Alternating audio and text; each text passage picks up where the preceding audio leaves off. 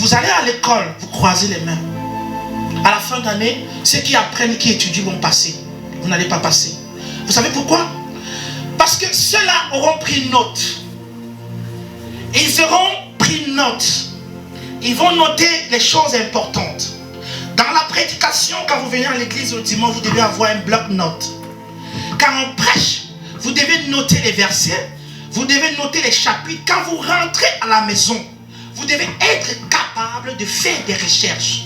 Vous devez être capable de prendre ces paroles pour méditer. Quand nous venons à l'église, nous écoutons. Le cerveau enregistre ce qu'il peut enregistrer. Mais quand nous sortons d'ici, il s'agit que nous voyons quelqu'un en route, nous entendons une conversation, on va tout oublier. Mais si nous notons, nous rentrons à la maison. Nous allons nous référer dans la parole de Dieu et nous verrons, bien aimés, que nous serons en train de comprendre. Parce qu'en ce temps, le Saint-Esprit va t'enseigner. Si tu demandes au Saint-Esprit de t'enseigner, il va t'enseigner. Il va t'enseigner, bien aimé. C'est une expérience que j'ai faite dans ma vie. Le Saint-Esprit va t'enseigner. Tu comprendras les Écritures. Tu ne les liras pas comme un roman, mais tu vas comprendre. Et tu vas commencer à les graver. Quand vous voyez des gens qui ont des chapitres, des versets, il ne faut pas la magie. C'est parce qu'ils sont dans la méditation, jour et nuit. Même quand ils sont au travail, ils prennent un verset qu'ils mémorisent, ils méditent ces versets et ça reste dans sa tête. C'est pour cela que Dieu dit, grave, grave dans ton cœur. Il dit grave. C'est pas que tu vas prendre une truc pour commencer à écrire. Non, graver, ça veut dire que ça reste dans ton cœur. Parce que quelque chose qui est mémorisé, dont tu as répétition, ça reste dans ton cœur. Nous devons faire attention, bien aimés. Quand nous venons en présence de Dieu, nous devons noter. Si c'est que vous étiez parti dans un bureau, je ne sais quoi, et qu'on vous demande, on commence à vous dire des choses, vous devez prendre le bic. Parfois, quand les gens partent demander le travail au forum, ils prennent le bic. On arrive, on dit note ça, vous allez noter. Nous devons faire attention, bien aimés. Quand nous venons en présence de Dieu, nous devons noter. Amen. Nous parlons ce matin de la faveur de Dieu. La faveur de Dieu est une disposition bienveillante de Dieu envers l'homme. C'est une disposition de bienveillance de Dieu envers l'homme. C'est une bénédiction de Dieu accordée à quelqu'un, non à cause de ses œuvres, non à cause des mérites ou des privilèges, mais c'est purement une grâce.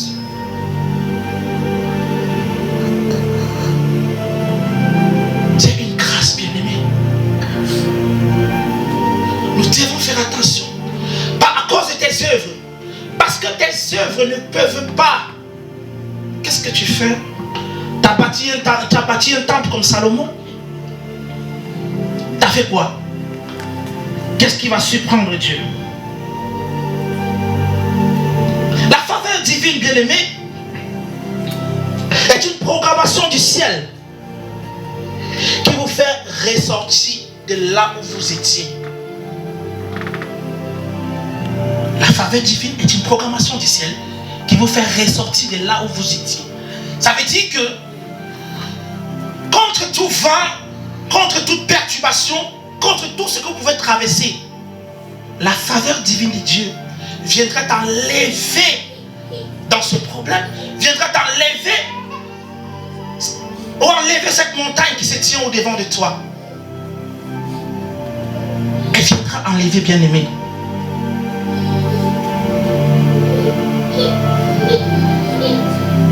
Elle permet de répandre sur vous la bénédiction de Dieu.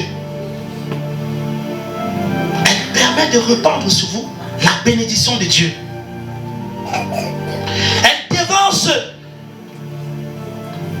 le bénéficiaire pour lui préparer le terrain et qui sert d'échec pour lui attendre au sommet.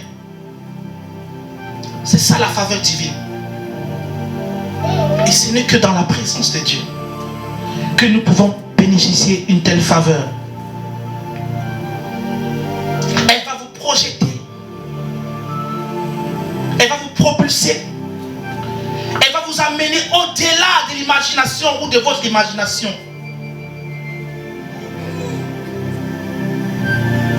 Mais cette faveur divine,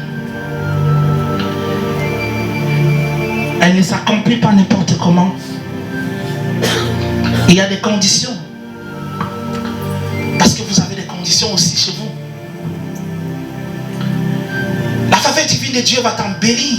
Elle va embellir ta vie. Elle va embellir ton entourage. C'est des hommes qui parleront. C'est des hommes. Parce qu'ils vont voir, ils vont témoigner dans ta vie.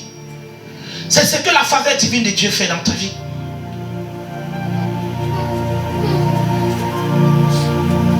Elle fera ce que Dieu aura compassion de toi.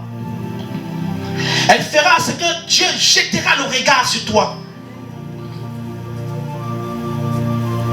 Là où les autres seront sans secours, toi tu seras avec secours. Là où ils seront sans secours, toi tu seras avec secours. À cause de la faveur divine.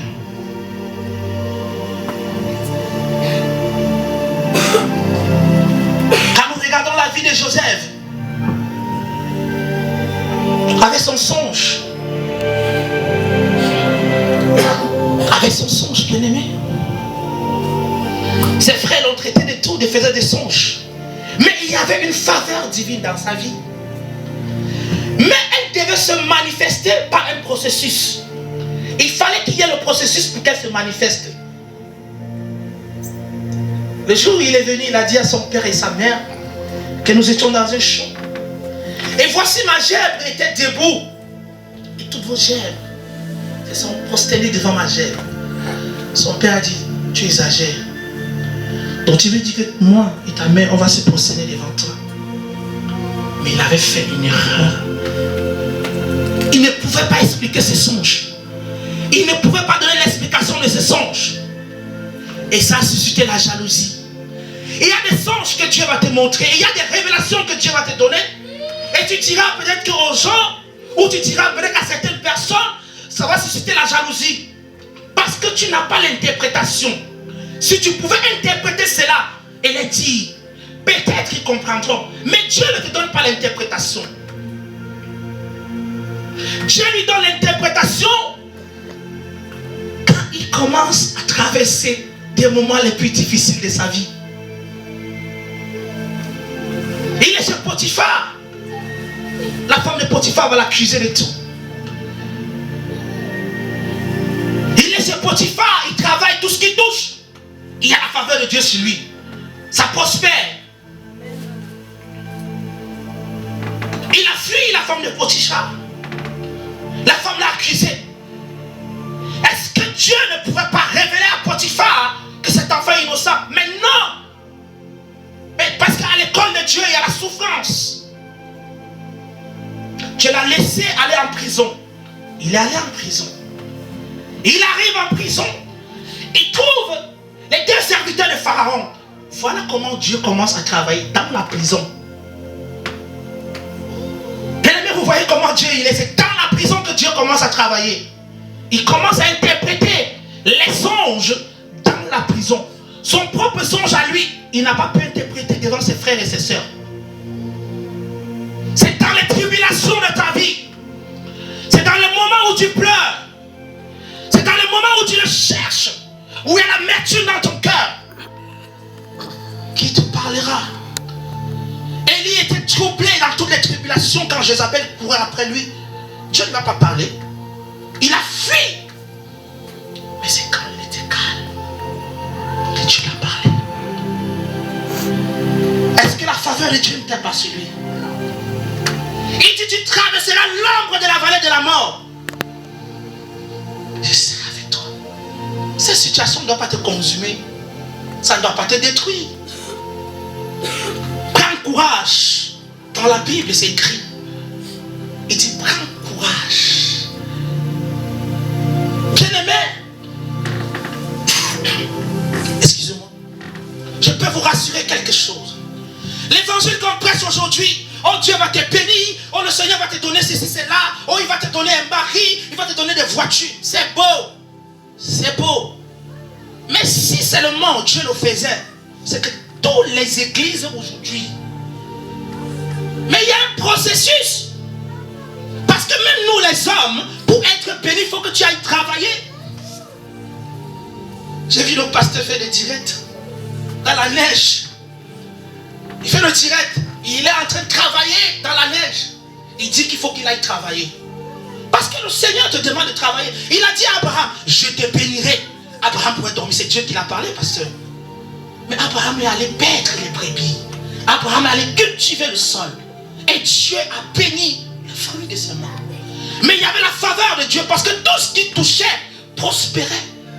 Et il y a des gens qui n'ont pas la faveur parce qu'il n'y a pas la prospérité en toi. Quand tu as la prospérité de Dieu, quand tu as la faveur de Dieu, tout ce que tu touches, ça prospère, bien aimé. Mais pour en arriver à cela, il faut aussi un mode de vie. Ah oui, il faut un mode de vie. Parce que Dieu n'agit pas n'importe comment, bien aimé. Nous devons faire attention. La première des choses que Joseph avait fait, il a interprété les songes de ces gens. Mais il y a une chose que Joseph n'avait pas fait. Il ne s'est pas compromis. Ni devant la femme de Potiphar, ni devant qui que ce soit. Il est resté focalisé. Parce qu'il savait. Bien aimé, certainement Dieu t'a montré un songe. Certainement Dieu t'a montré quelque chose, bien aimé. Mais je viens te dire ce matin que ce songe-là, crois en cela, il va se réaliser dans ta vie, bien aimé. Ne change pas de regard, bien aimé. Ne change pas ta pensée. C'est Dieu qui a dit, on t'a donné une prophétie. Crois à cette prophétie, elle va s'accomplir dans ta vie. Crois en cette prophétie. Crois. C'est Dieu qui a parlé. Il a parlé par la bouche de ses prophètes. Elle va s'accomplir. Habakkuk dit, elle tardera, mais elle s'accomplira. Elle va s'accomplir, bien aimé. C'est bien beau. Joseph savait que cela devait s'accomplir. Voilà pourquoi il pouvait bien coucher avec la femme de Potiphar. C'était la femme de son maître. La femme pouvait bien le protéger. Mais ça devait arriver où? Ça devait arriver où? Ça devait avoir les limites. Parce que même si l'homme te protège, un jour il y aura des problèmes. Et il va te livrer. Il va t'exposer. Il va tout dire de toi. Même si tu mets ta confiance en Dieu, il est impossible que l'Éternel, bien-aimé, te dévoile. Parce que tu as mis ta confiance en lui. Nous devons faire attention, bien-aimé. Il a dit, je mets ma confiance en l'Éternel. Je me confie en l'Éternel. Il dit, il est mon rédempteur. Les gens ont dit à Job, maudit le meurt. Dit tout, même ses amis l'ont dit. Mais vous savez quoi? La situation que tu traverses, Dieu prendra cette situation pour te bénir. Parce que les mêmes amis de Job qui l'avaient abandonné, ce sont eux que Dieu a pris pour venir bénir Job. C'est les mêmes gens qui sont allés parler de Joseph au Pharaon. Pas quelqu'un d'autre, c'est les mêmes gens qui sont allés parler de Joseph. Ils ont dit, on a vu un esclave. Il est en prison. Il interprète les songes. Il parle, il donne. Quand il parle, ça se réalise. Pendant tout ce temps, Dieu n'a pas donné l'interprétation. Il n'est pas là. Nous devons faire attention. Que ta situation présente ne te fait pas croire que l'Éternel n'est pas avec toi. Que ta situation présente ne te fait pas douter de ce Dieu. Il est capable. Il est le Dieu de l'impossibilité, bien-aimé. Ta situation n'est que minable au devant de Dieu, ce qu'il peut faire dans ta vie. Joseph n'a pas regardé. Il a dit Seigneur. Il a commencé à interpréter. Parce qu'il y avait la faveur divine sur lui. Et les gens sont allés dire à Pharaon. Une chose qu'il a fait, c'est qu'il a dit, je ne me prosternerai pas devant Pharaon. Parce qu'il connaissait les commandements de Dieu. Il connaissait ce que Dieu avait dit aux enfants d'Israël. Dieu a dit aux enfants d'Israël, vous n'aurez pas d'autre Dieu en dehors de moi. Je suis l'unique. Jéhovah Shammah et Léon. El Kabar, je suis le seul. Il n'y a pas d'autre Dieu en dehors de moi. Et il savait ça. Il a dit, je ne me prosternerai pas devant Pharaon. Et Pharaon a dit, voici un homme qui ne me mentira pas. Il y a des gens, tu vas arriver quelque part. Tu dis, je suis en train de gêner. On gêne. Tu dis non. Quand tu arrives, on dit, oh, toi aussi, il faut arrêter votre truc de gêner. La mange quand même. Dieu va comprendre. Tu vas te dire, oh Seigneur, sois béni éternel, mon Dieu, mon roi, tu sais aussi, Seigneur. Tu manges. C'est des conneries. À vos résolutions répondra votre succès. Il faut que vous arrêtez, bien-aimé. Il connaissait le Dieu qui servait, bien-aimé. Il connaissait le Dieu à qui il avait cru. Il a dit, je ne me prosternerai pas devant Pharaon. Parce que c'est moi qui viens interpréter son songe. Parce que c'est à moi que Dieu a donné la révélation. Pourquoi les grands magiciens là n'ont pas interprété tes songes? Alors le Dieu que je sers, il est plus grand que toi, Pharaon. Le Dieu que je sers, c'est lui qui t'a créé. C'est lui qui t'a suscité afin que ces jours arrivent. Il dit, je ne me prosternerai pas. Parce qu'il savait qu'il y avait la faveur de Dieu sur lui. Qu'il pouvait parler de la part de Dieu. Cela devait s'accomplir. C'est ça un enfant de Dieu. Quand tu sais qui tu es, quand tu connais dans ton identité, beaucoup se déroutent parce qu'ils ne connaissent pas l'identité, pasteur. Quand tu connais ton identité, je dis, tu dis, c'est vrai, ça va faire mal, tu vas pleurer, mais suis tes larmes, prends courage, regarde à Dieu. Ça va pas te tuer. Oh mes copines, elles ont ceci, cela. Oh mes copines ont fait comme ça. Oh mes copines ont ceci, cela. Elles sont déjà mariées. Oh Seigneur, même tes tantes vont t'appeler pour dire, toi là, tu ne vois pas que tu es en train de vieillir. Même tes petits sœurs sont déjà mariés. Oui. Parce que Dieu sait ce qu'il réserve pour toi. Il sait ce qu'il réserve pour toi. Il sait. Il va te donner un homme qui va te chérir. Il va te donner un homme qui connaîtra ta valeur. Un homme qui va te respecter à la juste valeur. Pas un homme que quand tu veux parler avec lui, il te tire comme si tu étais devenu n'importe quoi. Parfois il t'insulte, même au milieu des gens, il ne te respecte pas. Non. La Bible dit que les bénédictions de l'Éternel ne sont suivies d'aucun chagrin. Aucun chagrin. Quand Dieu te bénit, quand Dieu te donne quelqu'un dans ta vie. Bien-aimé, tous les matins tu bénis Dieu. Tu dis, oh, ah ouais, je te rends toute la gloire. Seigneur, je te bénis pour cet homme éternel. C'est toi-même qui parles, tu as la douche, tu te laves, tu bénis le nom de Dieu. Parce que le cadeau qu'il t'a donné, c'est un cadeau extraordinaire. Mais est-ce que les gens connaissent les années que tu as attendues? Est-ce que les gens connaissent les années de souffrance? Ils savent pas quoi tu es passé. Parfois les gens voient souvent un couple. Ils sont ensemble, ils marchent. Ils sont comme des frères et sœurs. Ils disent, ouais, si je pourrais être comme le couple. S'ils vous disent ce qu'ils ont traversé, est-ce que tu peux traverser cela? Ils ont traversé des moments les plus difficiles de leur vie. Parfois même si tu es même prêt à se séparer même. Mais à cause de la parole. À cause parce que Dieu était en train de travailler. Bien aimé, quand Dieu veut travailler, hein, il va mettre les confusions au milieu de vous pour que vous appreniez à vous accepter. Il va mettre des confusions. Il va mettre tout chaque, même parmi tes frères, il va mettre des confusions, bien aimé. Mais il est Dieu. Il est Dieu. Parce qu'il dit qu'il va changer ton cœur. Il va changer ton cœur. Le cœur que tu as, il va changer le cœur. Ce cœur sera sensible. Ça sera sensible. Et c'est ça, bien aimé. Dieu ne peut pas te donner un cœur qui n'est pas sensible à sa parole. Comment la faveur de Dieu va arriver sur toi? Il est impossible, pasteur, il est impossible. Mais quand tu commences à être sensible, Dieu dit, ah, il commence à m'écouter. Il commence à marcher selon ma volonté. Nous devons faire attention. Ne te compare à personne. Ne te compare à personne. Tu es unique à ton genre. Dieu t'a créé unique à ton genre. Il n'y a pas ton deux. Je ne fais pas de photocopie. Tu es unique à ton genre. Attends. Attends. Attends. Attends. Attends. Attends. Bien-aimé, je ne vous mentirai pas, c'est difficile de servir Dieu. Si quelqu'un vous dit que c'est facile de servir Dieu, Dieu qui ment, c'est que c'est le diable qui sait, c'est pas Dieu.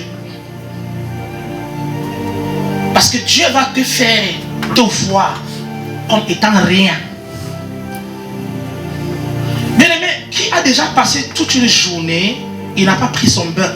Et quand tu vas à la douche, tu fais ça. C'est comme si c'était la terre. Quand tu flottes comme ça là, tu vois comme si c'était la terre qui sortait sur toi. C'est ce que tu es. Tu es poussière. Tu es poussière. Tu n'es rien. Dieu nous fait voir des choses. Allez à la bouche. Parfois vous allez dire c'est les peaux mortes. Quand tu flottes comme là, tu vois c'est comme la terre. C'est ce que tu es. Le make-up, les trucs que vous mettez, les ongles que vous mettez, c'est comme des maîtres, tout ça. C'est des histoires. vous allez comprendre qui vous êtes. Vous allez vous abandonner complètement à Dieu. Ces choses n'auront plus d'importance dans votre vie. Elles n'auront plus d'importance. Je ne refuse pas de... Je ne dis pas de ne pas être belle. Hein. Il ne faut pas aller dire qu'évangéliste a dit qu'on doit... Non, je ne refuse pas. Une femme doit s'arranger. Mais une femme ne doit pas valoriser cela.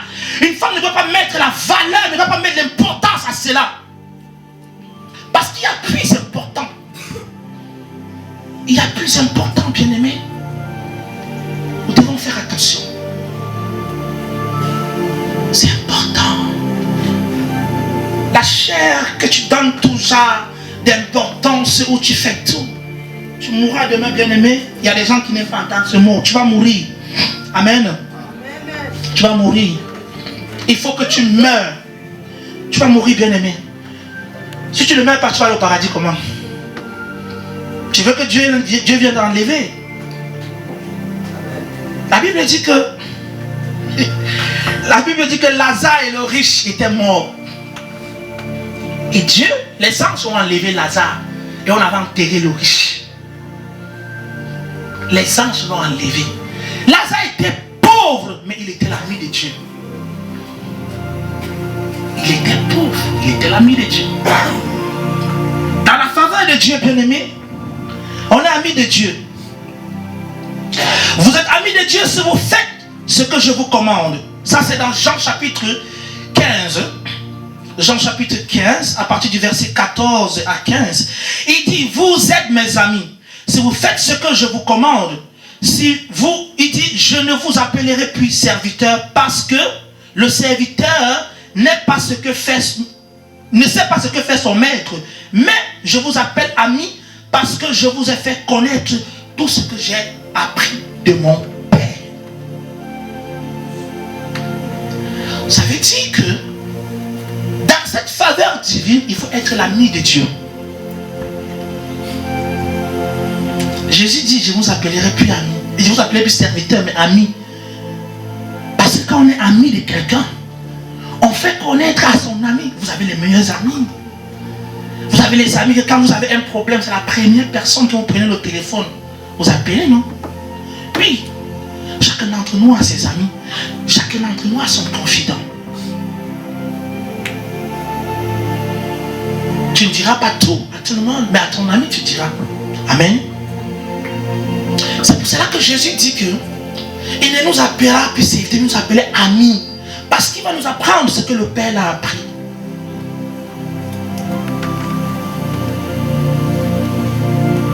Bien-aimé, si tu n'es pas ami avec Jésus-Christ, à partir de maintenant, cherche à être son ami parce que il est préférable pour toi, bien-aimé, d'être l'ami de Christ.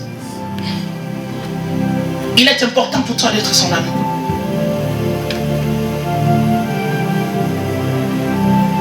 Parce que la faveur de Dieu ne viendra sur toi que si tu es ami avec lui. Parce que si tu n'es pas ami avec quelqu'un, il est impossible que la personne connaisse tes choses, bien-aimé. Il ne peut pas connaître tes choses s'il n'est pas ami avec toi. Et c'est la même chose, bien-aimé. Que cette faveur divine qui viendra sur toi, il faut que tu sois ami avec Christ. Nous devons être amis avec lui, bien-aimé. Nous devons savoir ce qu'il a besoin. Quelqu'un peut me prendre Daniel chapitre 1 à partir du verset 8 à 9.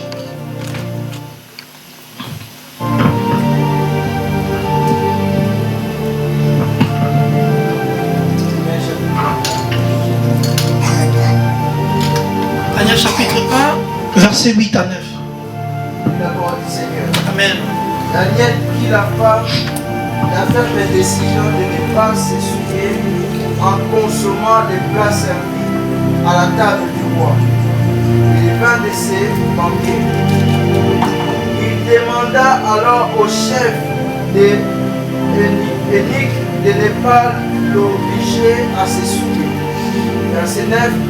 Dieu gagna à Daniel la bienveillance et la compassion du chef des eunuques. Dieu gagna à Daniel la bienveillance et la compassion du chef des équipes. Merci. Quand la personne dit, Oui. Dieu fit trouver à Daniel, Dieu fit trouver à Daniel faveur et la grâce devant les chefs des ennemis. Voilà. Dieu fit trouver faveur à Daniel. Bien-aimé, on parle de la faveur ce matin. Pourquoi? Voici quelqu'un qui a dit qu'il ne va pas manger la nourriture parce qu'il était à la Babylone. Et il trouvait que ce repas était souillé. Et il a dit que je ne peux pas me souiller. Et Dieu fit à ce qu'il trouva faveur.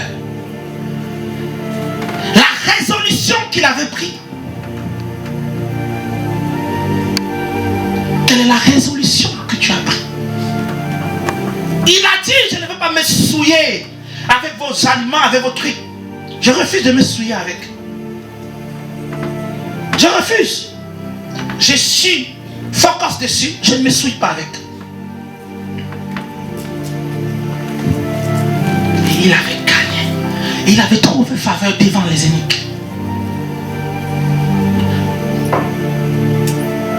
Pourtant, c'était ceux-là qui partaient rapporter tout au roi.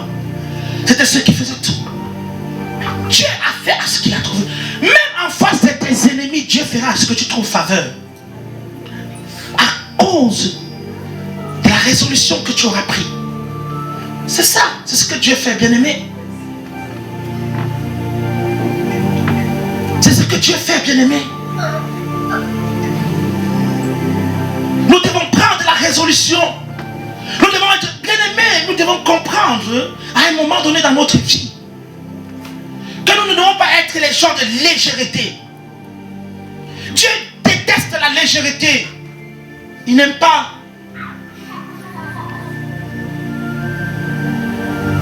Dieu aime les gens qui comprennent ce qu'il veut.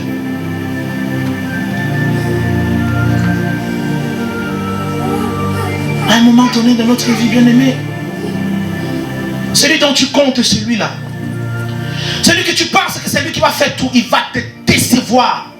Dieu va permettre qu'il va te décevoir. Il va te décevoir, il va déchirer dans ton cœur. Dieu va permettre cela. Il est capable. La femme que tu crois que c'est elle qui te donne le bonheur, fait tout. Elle va déchirer ton cœur. Parce que tu n'as pas encore compris qu'il faut que tu te focalises à Dieu. Il faut faire attention. Il faut faire attention. L'homme que tu crois que à dehors de lui, Dieu ne peut pas te bien aimer. Dieu va te donner ce qui est important que ça. Qu'il ne glorifie pas l'Éternel. Il a refusé de se souiller. Et les mêmes gens à qui il a dit qu'il ne va pas se souiller, c'est les mêmes gens que Dieu a utilisés pour trouver faveur.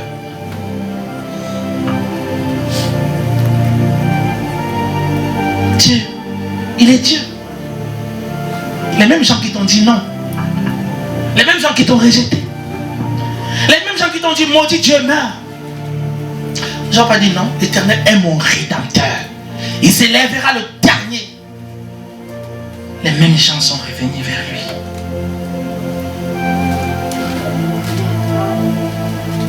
Le même endroit où on t'a chassé. Le même endroit où on t'a dit que ce n'était pas possible. Le même endroit où tu as été rejeté. Dieu te bénira là-bas.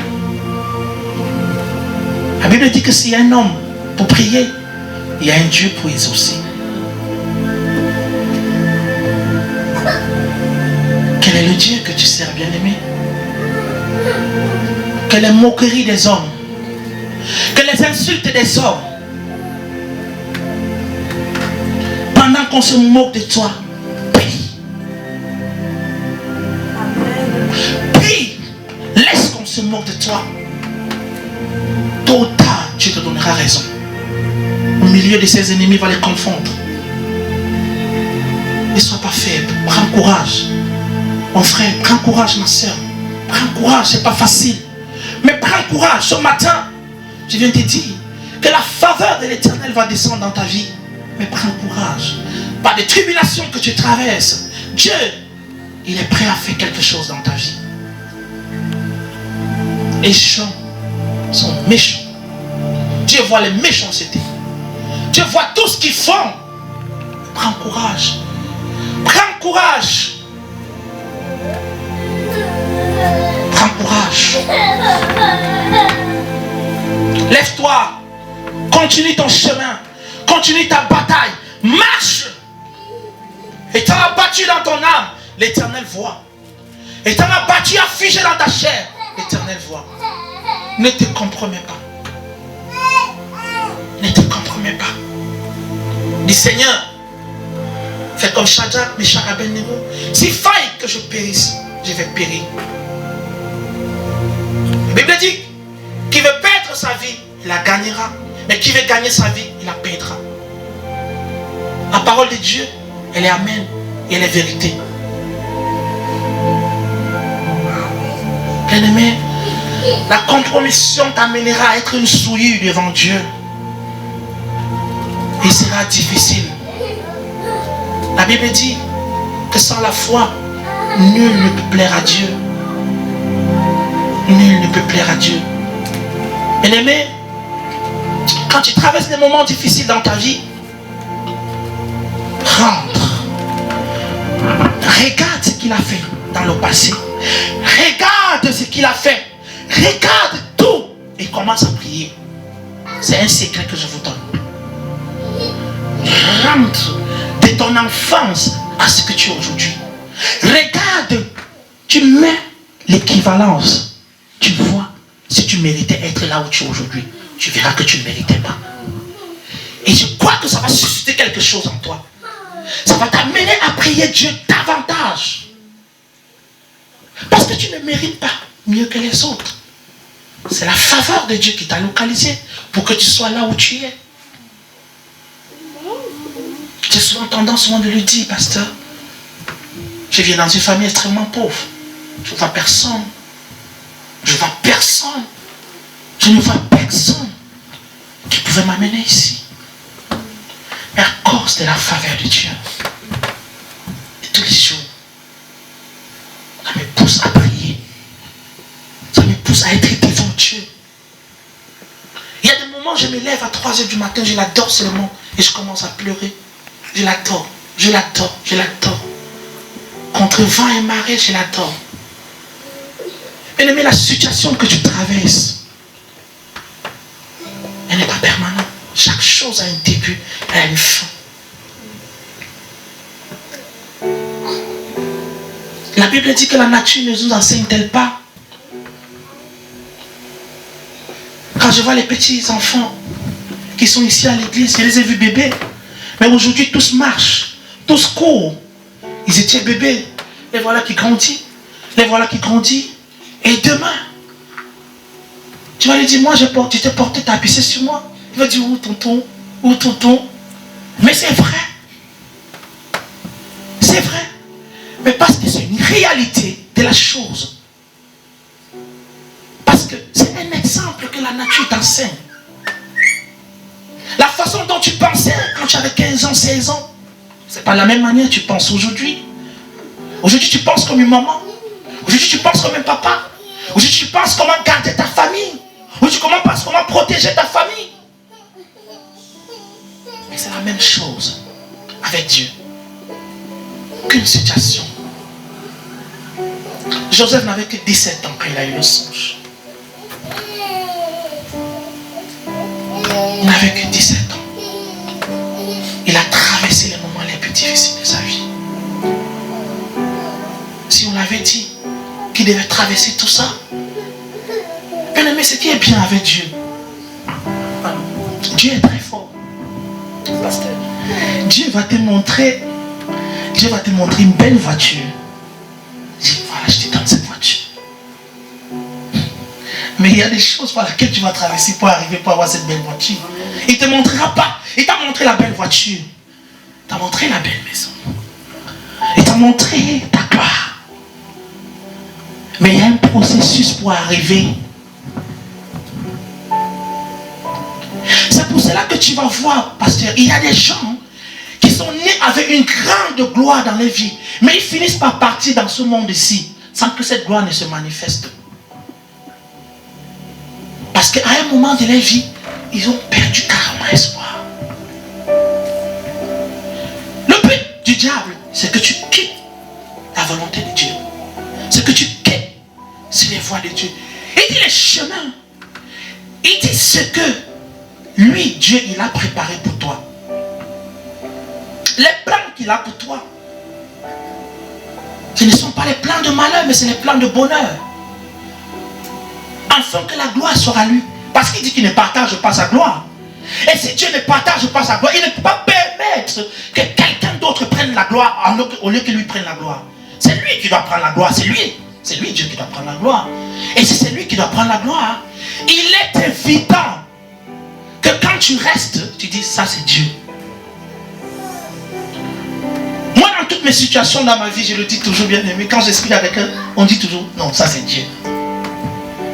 On ne peut pas dire c'est un homme, on dit non, ça c'est Dieu qui a fait ça. Il faut que vous arriviez à ce point-là.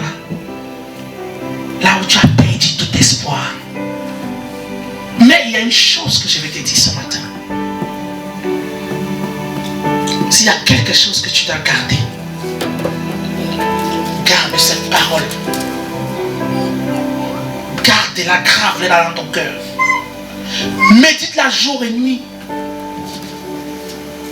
Quel qu'en soit ce que tu traverses. Bien-aimé, ton problème ne dépense pas la femme à la perte de sang pendant 12 ans. Tu sais ce qu'il veut dire à quelqu'un de voir son sang couler tous les jours? Tu sais ce qu'il veut dire à quelqu'un de rester inactif sur une même place pendant 38 ans? Attendre? Ton problème ne dépasse pas ce problème. Elle n'a pas dit que si Jésus me touchait, elle a dit si je touche seulement son vêtement.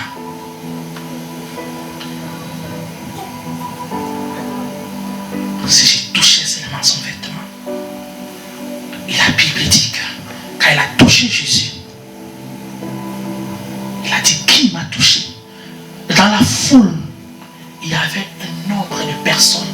Mais la faveur de Dieu l'a localisé cette jour. Beaucoup de personnes ont touché Jésus, pasteur. Beaucoup de gens l'ont touché. Mais ce jour, quand la femme l'a touché, c'est comme s'il y a quelque chose qui a quitté en lui. C'est comme s'il a porté quelque chose en lui. C'est comme s'il y a un fardeau qu'il a pris en lui. Parce que son esprit était déjà entré en connexion avec la divinité. Parce qu'elle s'est dit en elle-même que si je touchais seulement son vêtement, et ce jour, les anges ont compris cela. Ils ont compris que la foi de cette femme était inébranlable. Elle s'est battue contre la foule. Elle a touché le vêtement.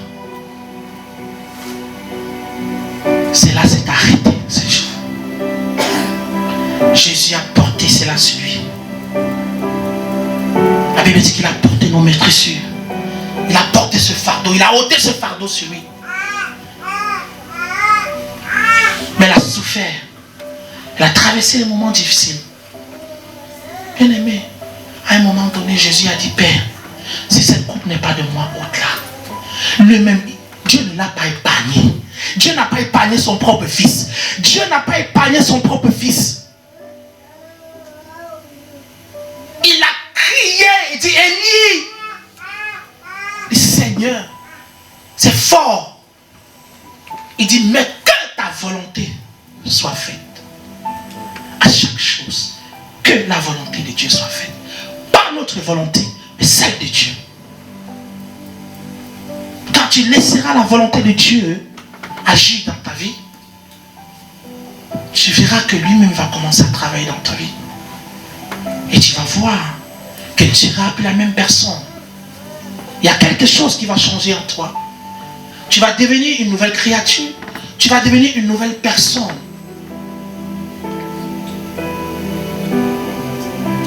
Bien aimé, la faveur de Dieu dont je parle ce matin, oui, elle est là. Mais il y a un processus. Si quelqu'un te dit qu'il n'y a pas un processus, c'est qu'il t'a menti. Il y a un processus par lequel tu dois passer. Généralement, beaucoup d'entre nous adorent la bénédiction, mais ils ne veulent pas passer par le feu, par le désert. C'est ça. que beaucoup d'entre nous évitent. Pourtant, le désert ne va pas te consumer. Le feu ne va pas te tuer. Mais ça va te transformer. Ça va t'amener à comprendre une autre façon de marcher avec Dieu.